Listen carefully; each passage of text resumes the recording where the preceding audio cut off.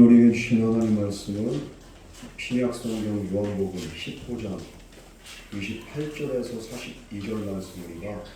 교독으로 공부하겠습니다.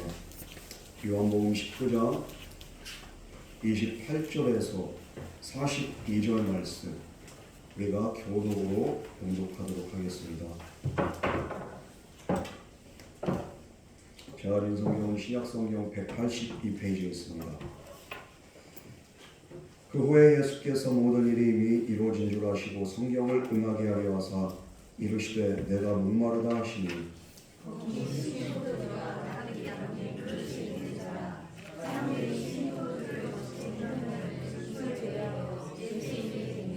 예수께서 신포도주를 받으신 후에 이르시되 다 이뤘다 하시고 머리를 숙이니 영혼이 떠나가시니라.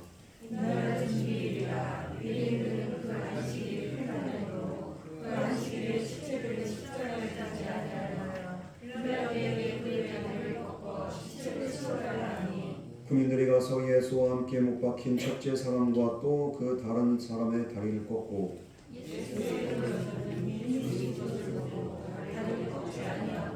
그 중 한 군인이 창으로 옆구리를 찌르니 곧 피와 물이 나오더라.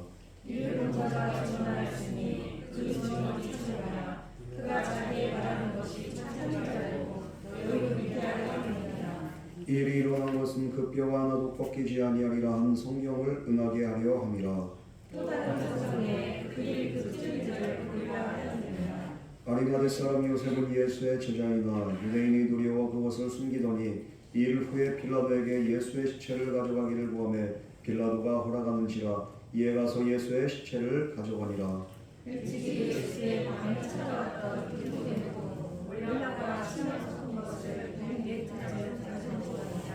이에 예수의 시체를 가져다가 유대인의 장례복대로 그 향품과 함께 샘 앞으로 쌌더라.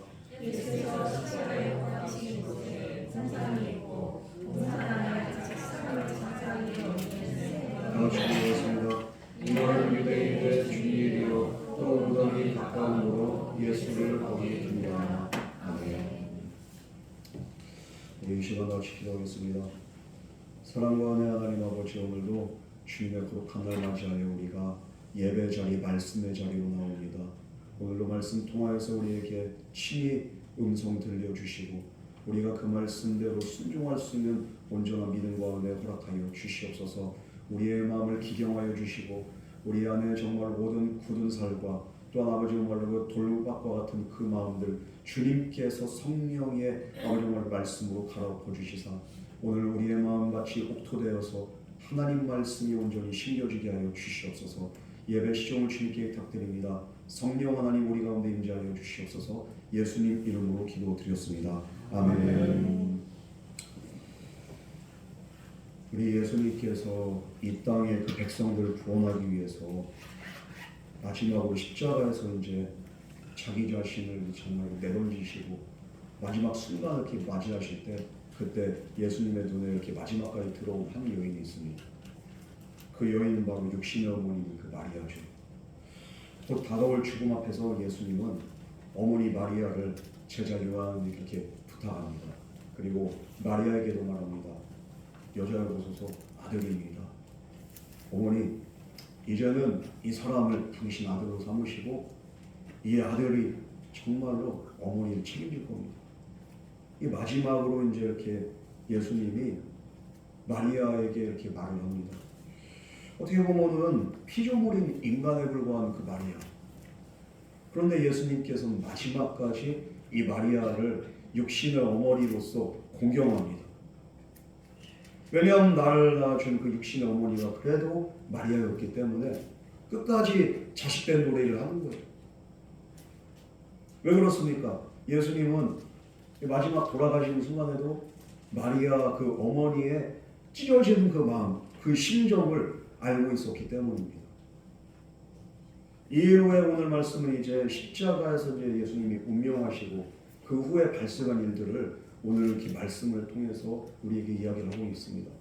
그런데 오늘 예수님이 돌아가신 이후에 전에는 용기 내지 못했던 그 두 사람이 정말로 이렇게 용기를 내서 사람들 앞에 이제 내가 제자임을 드러내는 그런 계기가 됩니다.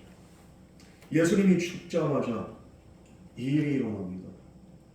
이 일의 중심에 이렇게 오늘 성경은 두 사람의 이름을 이렇게 기록하고 있습니다. 하나는 아리마대 요셉이고 한 사람은 니고데모입니다. 전에는 무서워서 앞에 나가지 못했어요. 그러나 예수님의 죽음을 본 이후에 그들의 삶이, 인생관이, 가치관이, 신앙관이 달라지기 시작합니다. 이들이 보았던 것은 단순한 인간의 죽음이 아니었습니다. 모든 인류의 죄를 홀로 짊어지시고 그리고 십자가상에서 승리하신 그 예수 그리스도를 그들이 보게 되었고, 그리고 그들의 삶이 이제는 두려움이 아니라 정말로 담대함으로 그들이 바뀌게 됩니다. 놀라운 것은 아직 성령 충만을 받기 전에 이들은 이미 예수 그리스도의 죽음을 통해서 그들은 놀라운 믿음으로 변화되게 된 것을 보게 됩니다. 오늘 이 말씀을 통해서 정말로 우리가 두려워야 될 것은 무엇인지, 그리고 또 우리가 끝까지 바라보고 사모해야 될 대상이 누구인지를 우리가 함께 생각하면서 묵상하고자 합니다. 우리 먼저 28절에서 30절 말씀 우리 다 같이 한 목소리로 봉독하겠습니다. 시작.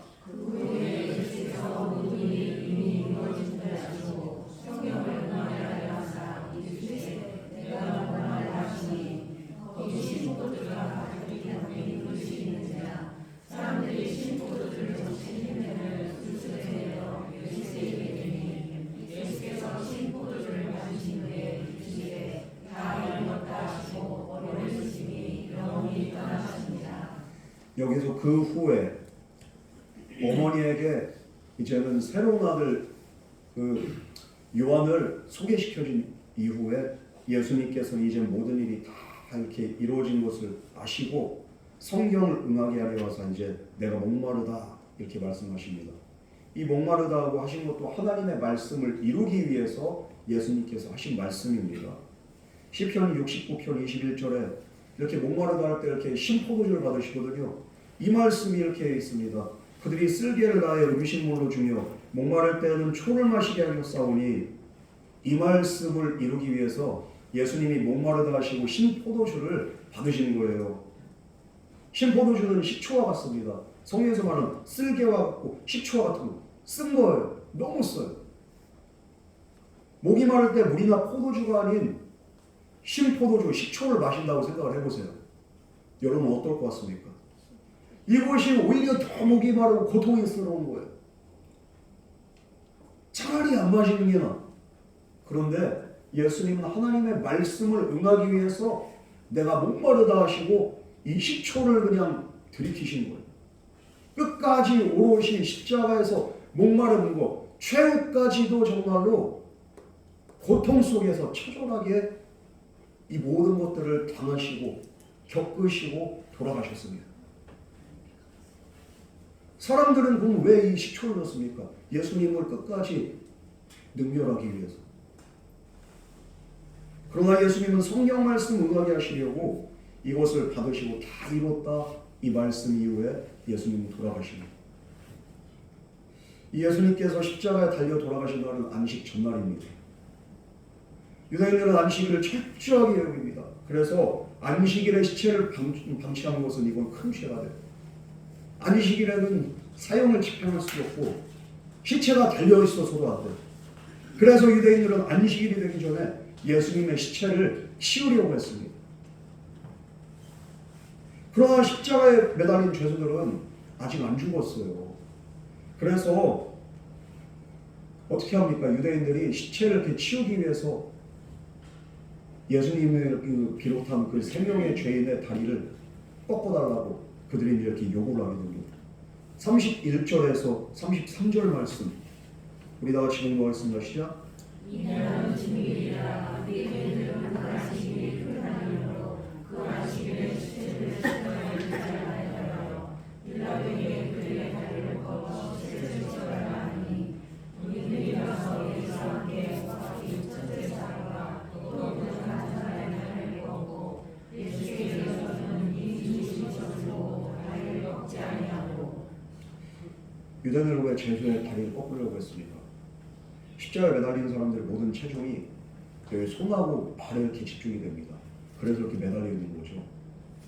그런데 이 상태에서 다리를 꺾는다는 건 뭡니까? 정강이 뼈를 쇠망치로 그냥 두드려가지고 으깨가지고 부서뜨리는 거예요. 이게.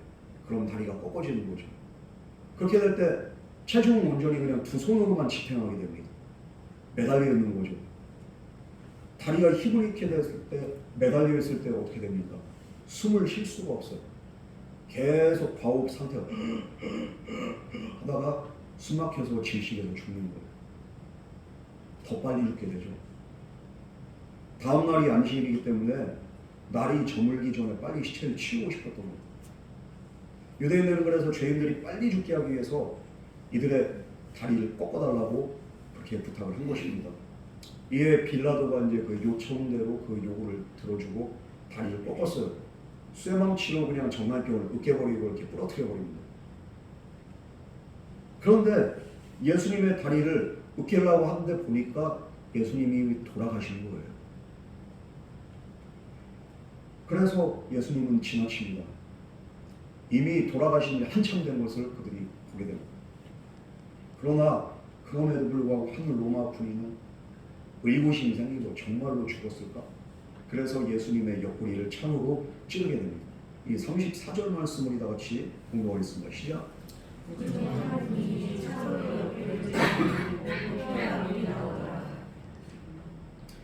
예수님이 정말로 죽었는지 옆구리를 통해서 이렇게 창을 싹 깊숙이 찌릅니다. 그런데 창을 타고서 이제 이렇게 피와 물이 허리에서 이렇게 쏟아져 나왔다는 거예요. 이 말은 뭡니까?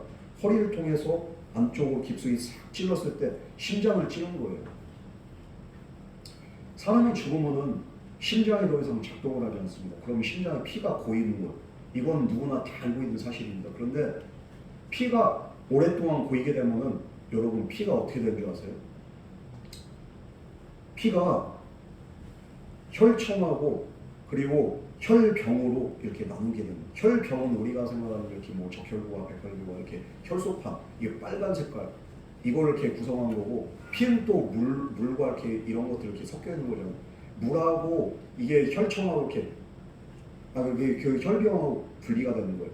그렇게 되면은 나머지는 이렇게 피 상태는 찐득찐득한 이렇게 피떡이 되는 거고, 나머지는 물이 되는 거예요. 분리가 됩니다.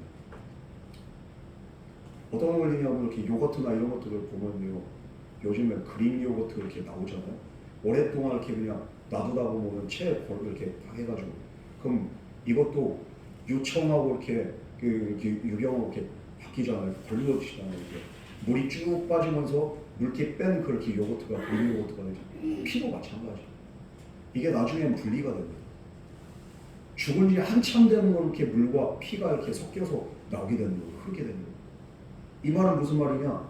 이미 예수님은 십자가에서 돌아가신 지 좀 시간이 지난 거예요. 그 상태에서 이제 이렇게 마지막으로 옆구리를 찔러서 이것을 확인한 거죠. 의학적으로 완전히 사망 상태예요. 그러나 1세기 이단들은 어떻게 말합니까? 예수님이 십자가에서 죽으셨다. 이거에 대해서 이 사실을 부인합니다. 이단들은. 어떻게 합니까? 예수님이 실제로 죽은 게 아니고 너무 아파서 거기서 잠시 죽은 것처럼 기절했다는 거예요. 심장도 거의 안 뛰는, 그래서 거의 뭐 이렇게 사망과 비슷한 상태에 있었다가 예수님이 기절했다 깨어났다는 거예요. 그래서 이 사람들은 예수님의 부활도 부인합니다. 그러나 오늘 본문 뭐라고 합니까? 로마 병정이 예수님 옆구리에 창을 찌른 장면, 여기에서 물과 피가 이렇게 섞여서 나왔다. 그 당시 사람들도 다 알고 있는 사실. 사람이 이렇게 죽은 지 오래되면 물과 피가 분리돼서 이렇게 흐르게 된다. 이것을 통해서 확실하게 예수님이 죽으셨다는 그 사실을 정확하게 오늘 말씀은 기록하고 있습니다. 이건 의학적으로도 이견이 없는 거예요. 이게 상당히 의학적이고 과학적인 겁니다. 이것은 예수님의 죽으심과 부활 사건이 이것은 거짓말이 아니라 사실이고 확실하다는 것을 우리에게 증명하고 있습니다. 오늘 본문을 기록하는 사도 요한도 예수님의 죽음이 확실하고 객관적인 사실임을 그렇게 알리기 위해서 이것을 기록했다는 것. 35절 말씀 우리 다 같이 공부하겠습니다. 시작.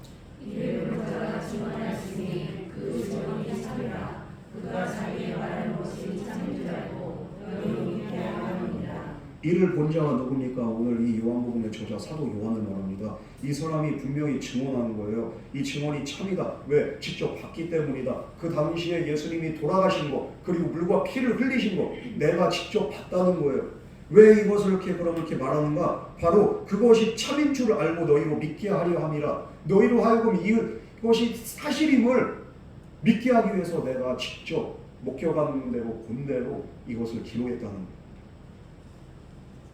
요한은 여기서 멈추지 않습니다. 예수님의 뼈가 꺾이지 않은 것, 그리고 로마의 병정이 창으로 옆구리를 찌른 것, 이 모든 것이 다 메시아에 대한 예언의 성취임을 그가 오늘 또 말씀을 통해서 고백합니다. 36절에서 37절 말씀 우리 다 같이 공동하겠습니다. 시작.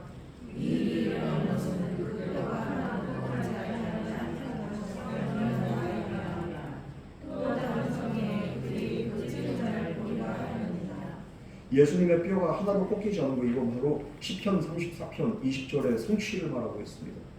의인은 고난이 많으나 여호와께서 그 모든 고난에서 건지시는도다. 그 모든 뼈를 보호하시며 그 중에 하나도 꺾이지 아니하도다. 이 의인은 누굽니까? 바로 예수 그리스도를 말하죠.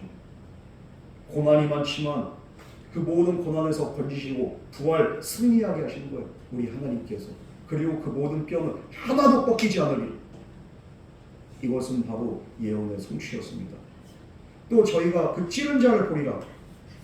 이 말씀이 있습니다. 스가랴서 12장 10절 말씀에 이 말씀이 있죠. 그들이 그 찌른 자를 바라보고 그를 위하여 통곡하기를 장자를 위하여 통곡하리로다. 그 찌른 것을 구약에서 또 이야기하고 있습니다. 예수님의 뼈가 꺾이지 않고 로마 병사 예수님의 옆구리를 참으로 찌른 것, 이 모든 것은 메시아에 대한 구약 말씀의 성취였던 것. 오늘 본문을 기록한 사도 요한, 바로 예수님의 이 죽으심은 우연이 아니라는 거예요. 그 죽으심과 그 모든 고난 속에는 하나님의 섭리가 있고 하나님의 계획이 있고 모든 일들이 메시아에 대한 예언 말씀의 성취라는 것을 분명하게 강조하고 있어요. 여러분, 예수님은 하나님 말씀대로 이 땅에 오셨다가 하나님 말씀 안에서 죽으셨다가 예언대로 말씀대로 부활하셔서 지금도 우리를 위해서 일하고 계신 줄 믿으시기 바랍니다. 말씀대로 오셨어요. 말씀대로 순종하셨어요. 말씀대로 이루셨습니다. 그래서 다 이룬 거예요. 우리 예수님께서는. 이로 인해서 오늘 저자가 지금 강조하고 있는 게 뭡니까? 예수 그리스도는 하나님께서 보내신 참된 구원자가 되시고 메시아가 되시고 우리의 구세주가 되신다는 거예요. 우리의 왕이 되신다는 거예요. 이 예수님의 십자가의 죽음, 이건 우연도 아니고 우발적인 사건도 아니고 사람들에 의해서 이렇게 죽음을 당한 게 아니라 하나님께서 죄인을 구원하시기 위해서 준비하신 은혜로운 죽음이시고 이것은 구원의 통로가 된다는 것을 오늘 우리에게 말씀하고 있습니다. 여러분, 인간의 모든 역사를 주관하신 하나님은요, 예수님의 죽으심을 통해서 저와 여러분의 모든 죄를 사하셨고 구원하신 줄 믿으시기 바랍니다. 하나님의 뜻 안에 있어요. 우리의 인생도 마찬가지입니다. 내 인생 내가 살아온 것 같고 우연히 우발적으로 내 삶 가운데 이런 일들이 일어난 것 같지만 하나님의 말씀 안에서 하나님의 섭리 안에서 오늘도 하나님은 저와 여러분의 삶을 우리의 인간사의 역사를 주님께서 운행하고 계시고 우리 하나님께서 인도하고 계신다는 거예요. 이 하나님을 신뢰하면서 하나님 말씀 안에 거하는 저와 여러분 되기를 주님의 이름으로 축원합니다. 우리 38절 말씀 우리 다 같이 공부하겠습니다. 시작. 유대인이 두려워 그것을 숨기더니 이 후에 빌라도에게 예수의 시체를 가져가려고 하되 빌라도가 말하는 자가 이에 가서 예수의 시체를 가져가니라. 예수님은 이 아리마대 요셉의 무덤에 이렇게 딱 묻히게 되죠. 이 아리마대 요셉 부자였습니다. 그리고 이 사람은 공예였습니다. 산을 그리는 공예. 이 산을그린 그 우리나라로 따지면요, 우리나라가 이렇게 입법부가 있고 행정부가 있고 사법부가 있어요. 그죠? 대법원이 이렇게 사법부고요. 그리고 입법부는 이렇게 국회, 그리고 이렇게 행정부는 청와대, 이렇게 3개의 부서가 이렇게 지금 이렇게 상권이 분립돼서 자유민주주의를 수여하면서 이렇게 각자 일들을 하고 있는 거예요. 그런데 이 사내들이 여기는 어떻게 됩니까? 상권 분립이 아니라 어떻게 됩니까? 입법부인 동시에 사법부의 기능까지 하는 거예요. 자기들이 법을 만들고요, 거기다 법을 집행하는 거예요. 이 사법부의 역할까지 하는 거예요. 그러니까 얼마나 권세가 이렇게 대단합니까? 이 상위 70인에 이렇게 들어가면 국회의원 동시에 법관까지 되는 거예요. 대법관까지. 그런데 자기의 이렇게 권세가 있었기 때문에, 이 공회원이기 때문에 예수 그리스도를 대놓고서 인정할 수가 없었어요. 예수님의 제자였다는 사실을 아는 사람이 아무도 없었습니다. 왜냐하면은 내가 이렇게 대법관이고 내가 이렇게 국회의원인데, 예를 들어서 그런 거예요. 공산당원들이 기독교인이 될 수가 없습니다. 그 기독교인이라고 드러내는 순간 공산당원을 그렇게 자격이 박탈될 뿐만 아니라 어떻게 됩니까? 그냥 온 가족이 처형당하는 거예요. 그동안 누려왔던 그 모든 것들을 그냥 이렇게 다 그냥 날아가는 거예요. 이런 위험성 때문에 아리마다 요셉은 예수님을 향하는 그 사랑의 마음을 품고 있었지만 그는 조용히 사랑했고 조용히 따랐습니다. 그러나 오늘 말씀 보면은 아리마다 요셉이 어떻게 합니까? 예수님을 드러내서 섬기지 못했던 그가 이제는 죽음 앞에, 예수님의 죽음 앞에 숨어있던 자기의 그 본심을 드러냅니다. 이 빌라도에게 가서 예수님의 시체를 달라고 이렇게 요구를 합니다. 이거 뭡니까? 예수님과 관계된 사람만이 시체를 요구할 수가 있어요. 예수님의 제자나 예수님의 따르는 사람, 정말 예수님을 사랑하는 사람만이 이것을 합법적으로 요구할 수가 있는데, 누구신데 오셨어요? 저는 예수님의 제자입니다. 우리 예수님 돌아가셨는데 우리 예수님의 시신을 저에게 인계해 주세요. 이거 수습하게 도와주세요. 예수님이 돌아가시자마자 그는 용감하게 빌라도에게 시신을 자기 무덤에게서 이렇게 묻을 수 있도록 요구를 해요.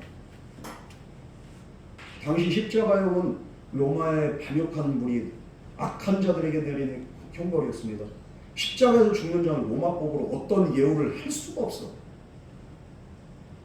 그리고 십자가에서 죽은 자를 장사 지낼 때는 반드시 그 지방 행정관에게 허락을 받도록 법으로 명시되어 있습니다. 그러니까 허락을 받기 위해서는 자기의 정체를 드러낼 수밖에 없어요.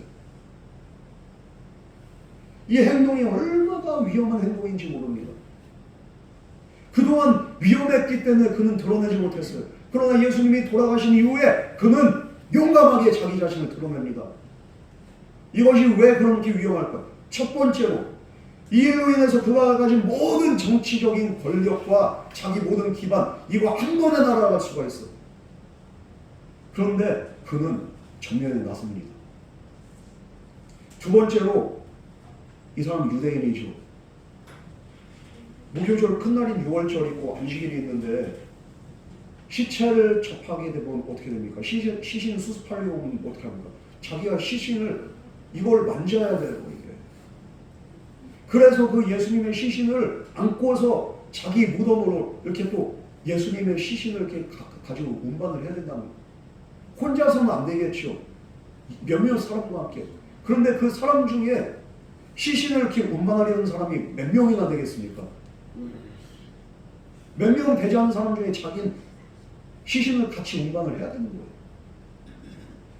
유대인들의 정결법은 어떻습니까? 시신과 접촉하면 7일 동안은 그 모임에 참석할 수도 없고 안식일에 들어갈 수도 없고, 부정한 몸이기 때문에 6월절이나 안식일을 지키게 되면 그 몸으로 지키면은 이스라엘 백성 중에 끊어지게 됩니다.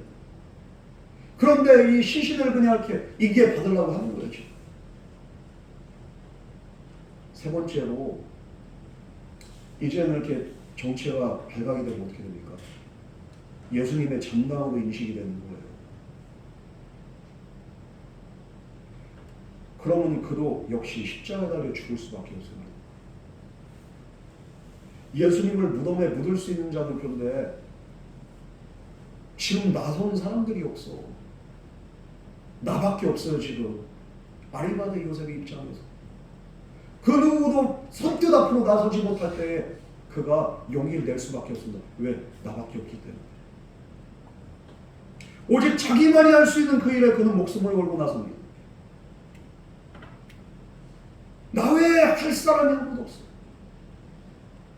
여러분, 오늘 우리도 마찬가지입니다. 나 외에는 이 일을 할 사람이 아무도 없다면은 바로 그것은 하나님께서 저와 여러분에게 주시는 그게 바로 사명입니다.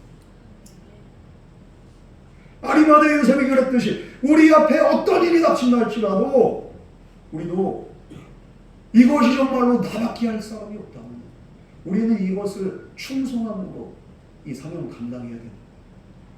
왜? 나밖에 없기 때문에.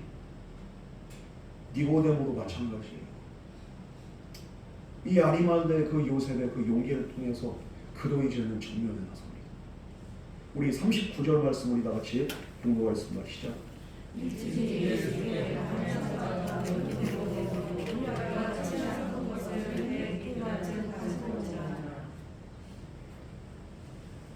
일찍이 예수께 밤에 찾아왔던 니고데모. 이 사람도 가진 게 너무 많아서 예수님을 따르지 못해요. 그러나 예수님이 돌아가신 후에 그가 한 일은 뭡니까?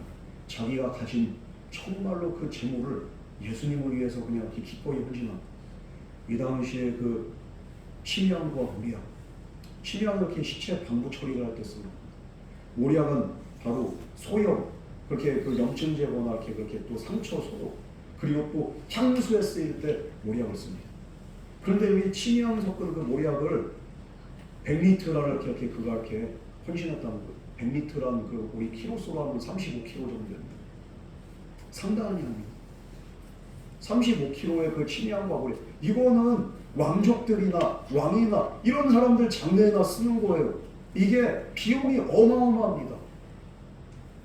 오늘 시가로 따지고 억대가 넘어갑니다. 그런데 이거를 그냥 예수님의 시신을 방부 처리하고서 이것을 이렇게 정말 장례하기 위해서 기꺼이 이것을 가지고 와서 아리마대 요셉과 함께 예수님의 시신을 안치하고 예수님의 시신을 또 그걸로 닦고 피떡이지고 정말로 전신이 그냥 만신창이 된 그 예수님의 그 시신을 막 닦는 거예요.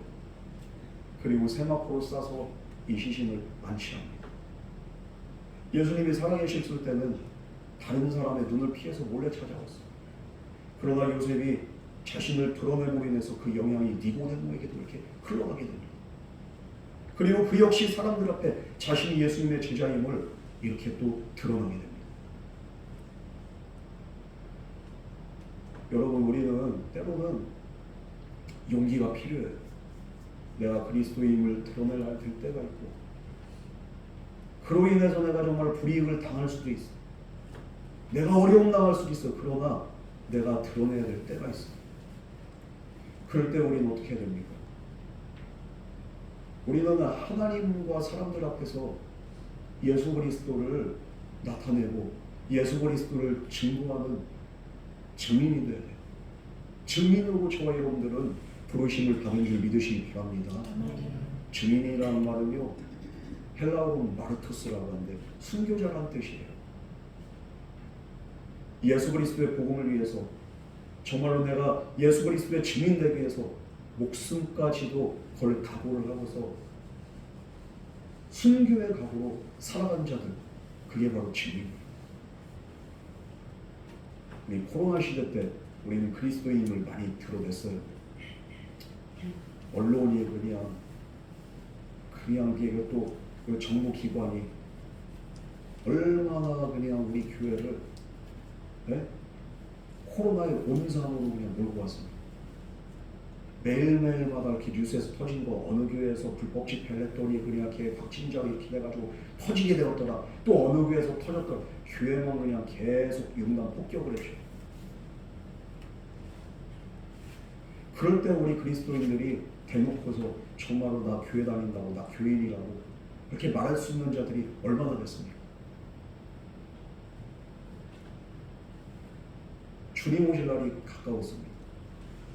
점점 정말로 앞으로 우리가 예수 믿기가 더 어려워질 수 있고 힘들어질 수 있습니다.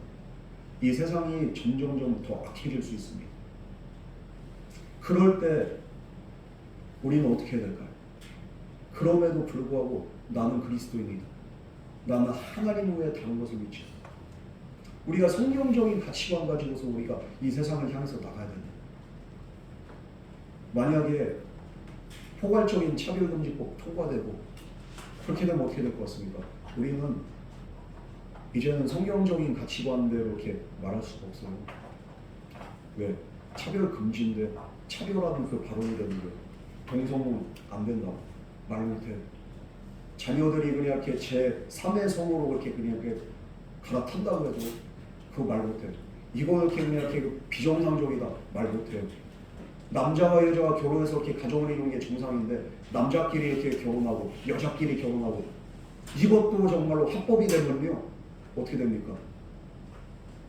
우리는 그것이 죄라고 말할 수가 없어요. 왜? 고소고발 들어오게 됩니다.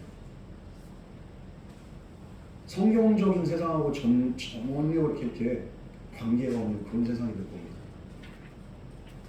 그런 세상이 될 때 우리는 그러면 이 세상을 두려워하지 않고서 그럼에도 불구하고 하나님의 법은 이게 아니다. 나는 그리스도인으로서 내 신앙 양심은 이것은 절대적으로 있을 수 없다고 우리가 말할 수 있겠습니까? 아마 힘들 거예요. 그럼에도 불구하고 정말로 우리가 나서야 될 때 나서야 되는 거예요. 그게 바로 신앙 양심이에요. 오늘 니고데모와 아리마대 요셉 지금까지는 비겁했지만 그러나 마지막에 그들이 나서야 될 때 이들이 나서지 않았으면 예수님의 시신은 그대로 방치되는 거예요. 아니면 그냥 이렇게 들판이나 어디엔가 이렇게 버려지겠죠. 이들이 나설 수밖에 없었어요. 그때 이들은 용감하게 나서고 이 모든 것을 무릅쓰고서 그리고 사람들 앞에 자기의 정체를 드러냅니다. 성경은 오늘 이 두 사람의 이름을 분명히 기록하고 있습니다. 하나님의 생명체에 기록될 만한 그런 사람들은 어떤 사람들입니까? 세상을 두려워하지 않습니다. 진리 안에서 담대합니다. 바라기는 정말로 주님이 다시 오신 그날에 우린 진리 안에서 담대하게 신앙생활하다가 주님 앞에 영광 중에 나갈 수 있는 주님께 기억된 바된 그런 저와 여러분 되기를 주님으로 축원합니다. 우리 40절에서 42절 말씀 우리 다 같이 공부하겠습니다. 시작. 예수의 신체를 가져다가 유대인의 장에 덮대어 그 양과 귀에 쳐넣고 졌더라. 예수께서 십자가를 당하신 이후에 동산이고 동산에 아직 사람을 장사한 일이 없는 새 무덤에 있는 자라. 이날은 유대인의 주인들이요 또 너희 가까움으로 예수를 보기 변하라. 이렇게 해서 예수님의 시체를 가져다가 유대인의 장례에 복대로 그 향품과 함께 세마포로 쌌습니다. 예수님을 그래서 이렇게 무덤에 묻히게 됩니다. 그 당시 산헤드린 공의회는 유대 사회 최고 이결 기관이에요. 예수님을 죽음으로 몰아세운 그 집단입니다.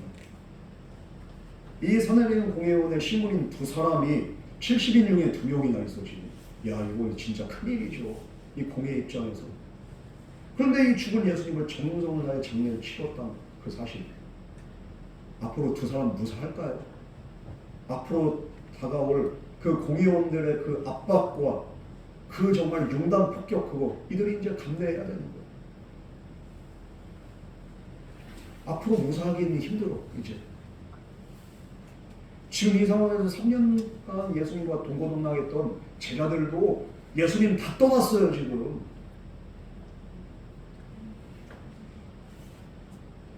이들은 이제는 어떻게 보면 현실적으로 끝났을 수도 있어. 그러나 현실이 물어서서 이렇게 도망갔던 제자들은 왜 도망갔을까요? 예수님의 육체가 존재하는 현실에만 관심이 있었기 때문에 그들은 도망갈 수밖에 없었어요. 육신이 끝나니까 그들은 우리 인생 끝났구나 하면서 도망갑니다. 반면에 예수님을 따르는 것이 알려질 것을 두려웠던 이 두 사람 어떻습니까? 예수님의 죽음 앞에서 담대합니다. 왜 그렇습니까? 이들은 예수님의 죽음을 통해서 예수님의 말씀이 하나님의 말씀이 성취되는 그 모습을 그들이 보게 된 겁니다. 그리고 예수님의 죽음을 통해서 하나님 나라에 이제는 이들이 관심을 갖게 된 줄 믿습니다. 이들이 예수님을 이렇게 시신을 닦으면서 아마 눈엔 눈물이 흘렀을 거예요. 예수님의 그 만신창이가 된 그 머리끝부터 발끝까지 성한 곳이 하나도 없는 그 예수님의 시신을 닦으면서 그 장례를 하면서 어떤 생각이 들었을까요? 정말로 이분은 우리의 죄를 사하기 위해서 성경 말씀대로 이 모진 고난을 당하셨고, 정말로 하나님의 말씀대로 이 온 인류의 죄를 대신 홀로 외롭게 짊어지시고 하나님 말씀대로 죽으셨다. 예수님의 시신을 닦으면서 그 정말로 그 못자국나 손과 발을 어루만지면서 창에 찔린 옆구리를 어루만지면서 이들은 한없이 울고 또 울었을 것입니다. 그러면서 이들은 아마 더 이렇게 굳게 다짐했을 겁니다. 정말 이분이 메시아, 우리가 죽더라도 정말 이 사실은 변하지 않고 죽기까지 이제는 더 이상 부인하지 않고 이분을 끝까지 따라가리라. 아마 이들은 이렇게 믿음으로 결단했을 겁니다. 오늘 저와 여러분들 어떻습니까? 주님의 죽음이 무엇인지 그 의미를 아는 자만이, 깨닫는 자만이 예수 그리스도 안에서 우리는 담대할 수가 있는 거예요. 오늘도 주님께서 그 못자국난 손과 발을 저와 여러분에게 내미십니다. 그 상처 입은 그 손과 발로 정말로 저와 여러분을 감싸시는 거예요. 주님의 죽음은 육신의 종착점이 아니에요. 이것은 또 다른 부활의 통로가 되는 것이고, 그리고 저와 여러분에게는 은혜와 구원의 시작이 된 줄 믿으시기 바랍니다. 우리를 구원하기 위한 하나님의 말씀이 성취되는 시작점, 이게 바로 예수님의 죽으심이었어요. 그렇다면 하나님께서 말씀으로 약속하신 영원한 하나님의 나라, 이것 또한 예수 그리스도를 통해서 우리 안에 임하게 된 줄 믿으시기 바랍니다. 아리마대 요셉과 니고데모는 아마 그것을 보았어요. 그것을 보지 못했다면 그들은 이렇게 용감할 수가 없어요. 그리고 예수님의 시신을 닦으면서 그들은 더 굳게 결단했을 겁니다. 앞으로 이제는 어떤 일이 있다 할지라도 나는 이 사실 변하지 않고 예수의 제자. 오늘도 우리 주님께서는 주님의 말씀에 순종한 우리의 삶을 통해서 주님의 역사하심으로, 주님의 은혜로 우리의 삶 가운데 가득하게 하신 줄 믿으시기 바랍니다. 더 이상 숨지 말고, 더 이상 이것저것 따지지 말고, 더 이상 그냥 내가 그냥 말고 다른 사람 눈치 보면서 그냥 앞에 안 나서는 게 아니라 정말로 이 니고데모와 같이, 아리마대 요셉과 같이 이 일은 나밖에 할 수가 없어. 전도하는 것도 복음 전하는 것도 나밖에 할 수가 없어. 이런 마음으로 우리가 주님의 일을 감당할 때 주님께서는 반드시 저와 여러분의 이름을 영원토록 기억하시고 생명책에서 빼지 않으시고, 그리고 주님 다시 오신 그날에 우리는 부끄러움 당하지 않고 정말로 주님과 함께 영원한 그 나라의 주인공이 될 줄 믿습니다. 오늘 성경은 분명히 이 두 사람을 기억했습니다. 이 말은 무엇입니까? 우리 주님이 기억하셨다는 거예요. 우리 하나님 아버지도 기억하셨다는 거예요. 그리고 이들의 행위를 하나님께서 기뻐하신다는 그 놀라운 은혜가 정말로 바로 오늘 성경 말씀에 들어있는 거예요. 어떻게 이것이 이렇게 정말로 요한에게도 오랫동안 이렇게 기억이 됩니까? 이것은 정말로 이들의 행위가 너무도 놀라웠고 너무도 용기가 있었고 이건 정말로 하나님 보시기에도 너무도 정말 아름다웠기 때문에 우리가 이 세상 살아가면서 하나님 앞에 남는 게 무엇이 있습니까? 내 건강입니까? 내 아름다움입니까? 아니면은 하나님 앞에 영원토록 기억될 만한 행위가 무엇이 있습니까? 열심히 돈 버는 겁니까? 열심히 자식 키우는 겁니까?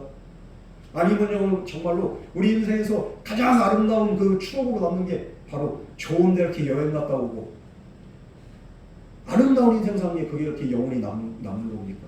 아니에요. 하나님 보시기에 옳은 삶, 정말 하나님 보시기에 의로운 삶,